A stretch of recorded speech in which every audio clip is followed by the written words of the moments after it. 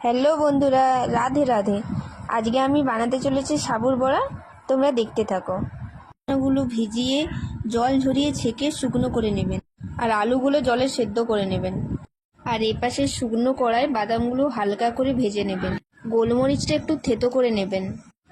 এরপর আলু সেদ্ধ, গোলমরিচ, সাবুদানা এবং বাদাম এবং লবণ দিয়ে একসাথে মিশিয়ে নেবেন। এরপর তেল গরম হলে ওই মিশ্রণটাকে গোল গোল বড়ার আকারে তেলে দিয়ে দেবেন। 3 মিনিট রাখার পর দেখবেন একটু লালচে ভাব হয়ে যাবে। সেই সময় একটু উল্টে নেবেন। উল্টে যাওয়ার পরে তারপরে একটু রাখার পর যখন দুপাশটায় হয়ে যাবে সম্পূর্ণ লাল, তখন আপনারা নামিয়ে নেবেন এবং পরিবেশন করুন। খুব সুন্দর দেখতে হয়েছে, খেতেও খুব সুন্দর। আপনারাও বাড়িতে ট্রাই করুন। আমি দেখাচ্ছি ভেঙে কিভাবে। দেখুন কত সুন্দর মচমচে, কত সুন্দর খেতে। আপনারাও বাড়িতে ট্রাই করুন, খুব ভালো লাগবে।